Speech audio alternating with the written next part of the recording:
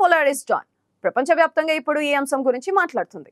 కొద్ది రోజులుగా Polaris don ప్రాజెక్టుపై ప్రపంచవ్యాప్తంగా పేరు మోసిన మీడియా సంస్థలు భారీగా వార్తలు వస్తున్నాయి. పోలారిస్ డాన్ ప్రాజెక్ట్ కింద ఫాల్కన్ 9 రాకెట్ ద్వారా గత మంగళవారం 4 వ్యోమగాములను అంతరిక్షంలోకి పంపించారు. ఈ మిషన్ తాజాగా తన 5 రోజుల యాత్రను పూర్తి చేసుకుని భూమికి చేరుకుంది. ఇంతకు పోలారిస్ డాన్ అంటే ఏమిటి? ఇది ఎవరికి సంబంధించింది అంటే ఇంకెవరు, ప్రపంచ కుబేరుడు ఎలాన్ మస్క్ చెందిన స్పేస్ ఎక్స్ కంపెనీ చేపట్టిన ప్రతిష్టాత్మక ప్రైవేట్ స్పేస్ వాక్ ప్రాజెక్ట్ పేరు. కొద్ది రోజుల క్రితం నిర్వహించిన ఈ సాహసోపేత ప్రాజెక్టు 100% సక్సెస్ అయింది. ఈ ప్రాజెక్ట్ లో భాగంగా వ్యోమగామి అనుభవం లేకున్న ఓ సంపన్నుడు స్పేస్ వాక్ చేసి అలాంటి కేటగిరీకి చెందిన తొలి వ్యక్తిగా నిలిచాడు.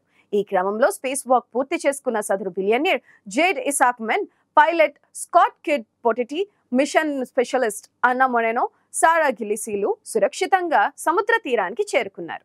వీరితో స్పేస్ ఎక్స్ డ్రాగన్ క్యాప్స్యూల్ అమెరికాలోని ఫ్లోరిడా డైటార్డకన్ బీచ్ సమీపంలో సముద్ర జలాల్లో సురక్షితంగా ల్యాండ్ చేసింది. ఈ క్రమంలో అంతరిక్షంలో 5 రోజుల పాటు గడిపిన ఈ బృందం సుమారు 40 రకాల ప్రయోగాల్లో పాల్గొంది. ఇందులో భాగంగా మైక్రోగ్రావిటీలో మనిషి శరీరం ఎలా స్పందిస్తుంది, కిడ్నీలు పనితీరు మొదలైన అంశాలను పరిశీలించారు.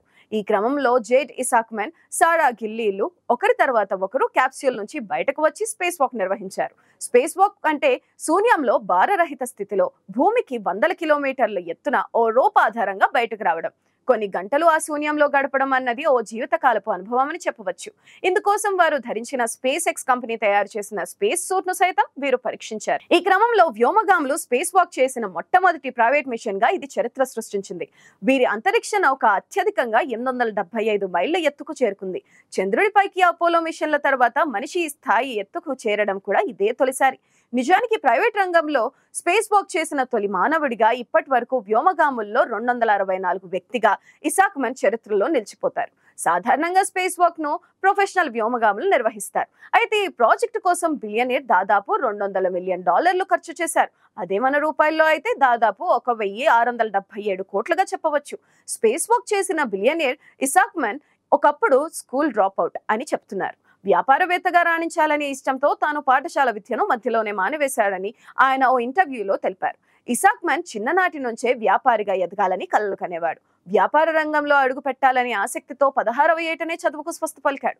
పెట్టుబడికి కావాల్సిన $10,000 తన తాత నుంచి తీసుకుని తన నివాసంలో చిన్న సెల్లార్లో షిఫ్ట్ ఫర్ పేమెంట్స్ అనే స్టార్టప్ ను స్థాపించాడు. అయితే ప్రారంభంలో ఎన్నో ఒడిదుడుకులను ఎదుర్కొన్న క్రమంగా అగ్ర వ్యాపార సంస్థగా పేరు పొందింది. ప్రస్తుతం ఈ కంపెనీలో దాదాపు 2000 మంది ఉపాధి పొందుతున్నారు. ఆయనకు అంతరిక్షం అన్నా రాకెట్ ప్రయోగాలన్నా మక్కువ ఎక్కువ. 2009లో Isaacman Cessna Citation CJ-2 aircraft లో 62 గంటల్లోపు ప్రపంచాన్ని చుట్టి రికార్డు సృష్టించాడు. అనంతరం ఆయన అంతరిక్ష పరిశోధనలో గణనీయమైన కృషి చేశాడు. అమెరికా వైమానిక దళ విద్యార్థి పైలట్లకు శిక్షణిచ్చేందుకు డ్రేకన్ ఇంటర్నేషనల్ అనే సంస్థను స్థాపించాడు. ఫోర్బ్స్ నివేదికల ప్రకారం 2020లో అతను తన కంపెనీని ప్రముఖ పెట్టుబడి సంస్థ బ్లాక్ స్టోన్ గ్రూప్ కు విక్రయించాడు.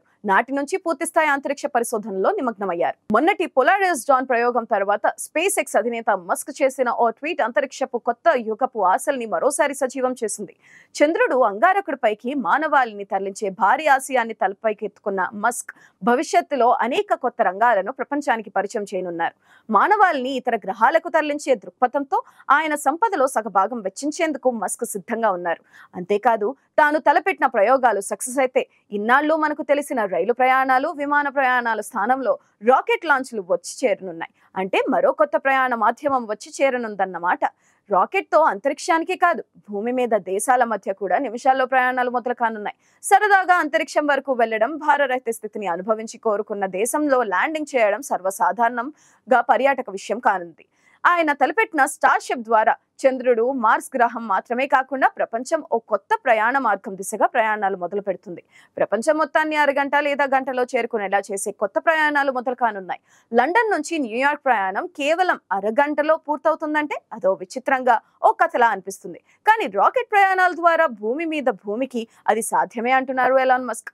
అమెరికా అంతరిక్ష సంస్థ స్పేస్ ఎక్స్ ద్వారా ఎన్నో అద్భుతాలు ఆవిష్కరిస్తున్న ఆయన ప్రస్తుతం రాకెట్ ప్రయోగాలే లక్ష్యంగా పనిచేస్తున్నారు. ఆయన అనుకున్నవి అనుకున్నట్లుగా జరిగే జరిగితే దేశాల మధ్య కూడా రాకెట్ ప్రయోగాలు జరగనున్నాయి. ఓ దేశంలో రాకెట్ ప్రయోగం జరిగి లాంచింగ్ ప్యాడ్ కింద పేరుకున్న పొగ పూర్తిగా తొలగిపోకముందే మరో దేశం చేరుకోవడం సాధ్యం కానుంది. టెక్నాలజీ ఇంతగా అభివృద్ధి చెందిన దేశాల మధ్య విమానాలతో జరిగే ప్రయాణం పదుల గంటల ప్రయాణించాల్సి ఉంటుంది.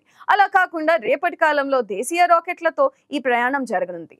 భారత్ నుంచి అమెరికా వెళ్లాలంటే కనీసం 16 గంటల జర్నీ అవసరమవుతుంది. కానీ స్పేస్ ఎక్స్ తరహా రాకెట్ ద్వారా ఆ ప్రయాణం చాలా త్వరగా కేవలం కొద్ది నిమిషాల్లో జరిగిపోతుంది. అలా కూర్చుని ఇలా రిలాక్స్ అయ్యేలోగానే గమ్యం వచ్చేస్తుంది. ఈ ఇంటర్ ప్లానెటరీ వెహికల్స్ లో వందల సంఖ్యలో జనం ప్రయాణించేందుకు వీలుంటుంది. ఇదే జరిగితే ఇప్పటికే నష్టాల్లో కూరుకుపోయిన విమానయాన పరిశ్రమకు మరో ముప్పు పొంచి ఉన్నట్లే అంటున్నారు విశ్లేషకులు. ప్రతి నగరంలో ఓ చిన్న ప్లాట్ఫామ్ ఉంటే చాలు, అక్కడ రాకెట్ తేలికగా ల్యాండింగ్ చేసేస్తుంది. ఇంధనం నింపుకోవడం ఆలస్యం, మరో దేశపు ప్రయాణానికి సిద్ధమవుతుంది. స్టార్ షిప్ అనే పేరుతో తయారు చేస్తున్న ఈ రాకెట్లతో చంద్రుడిని, మార్స్ ని చేరే ఉద్దేశంతో తయారు చేస్తున్నట్లు చెబుతున్నారు. కానీ ఈ స్టెయిన్లెస్ స్టీల్ రాకెట్లు రేపటి కాలంలో విమానాలకు ప్రత్యామ్నాయం కానున్నాయి. ఇన్నాళ్లు బయట పెట్టని ఈ కొత్త ప్లాన్ ను ఇప్పుడు బయటకు తెచ్చారు ఎలాన్ మస్క్. అందుకే 100 మందితో ప్రయాణించగల భారీ రాకెట్లను వందలాదిగా నిర్మించేందుకు సరిపడా బొకాచికా అనే ఊరినే కొనేశారు. ఏడాదికి 100 రాకెట్లను తయారు చేసేందుకు బొకాచికాలోని తన స్టార్ బేస్ ను సిద్ధం చేశారు. ఇప్పటికే అక్కడ 24 గంటలు రాకెట్ తయారీ పనులు జరుగుతున్నాయి. ఎక్కడెక్కడి నుంచో రాకెట్ విడిభాగాలు ఇక్కడికి వస్తున్నాయి. ఇక్కడే వాటన్నిటిని అసెంబుల్ చేస్తున్నారు. వారి లక్ష్యం ఒకటే, త్వరలోనే చంద్రుడిని, మార్స్ గ్రహానికి ప్రయాణించగల స్టార్ షిప్ ను సిద్ధం చేయడం. గ్రహాంతరాలను దాటి ప్రయాణించే ఈ రాకెట్ల ద్వారా భూమిపై ఇతర దేశాల ప్రయాణాలకు కూడా ఉపయోగించే దిశగా ప్లాన్ చేస్తున్నారు ఎలాన్ మస్క్. ఇలా భూమి నుంచి భూమికి ట్రాన్స్పోర్టేషన్ సాధ్యమైతే మనుషులనే కాదు, అత్యవసర వస్తువులు గంటల్లోనే చేరిపోతాయి. డబ్బులు చెల్లించే సామర్థ్యం కలిగిన కోటీశ్వర్లు సరదాగా గ్రహాలను సందర్శించడం కూడా సాధ్యమవుతుంది. ఆ దిశగా పనులు జోరందుకుంటున్నాయి.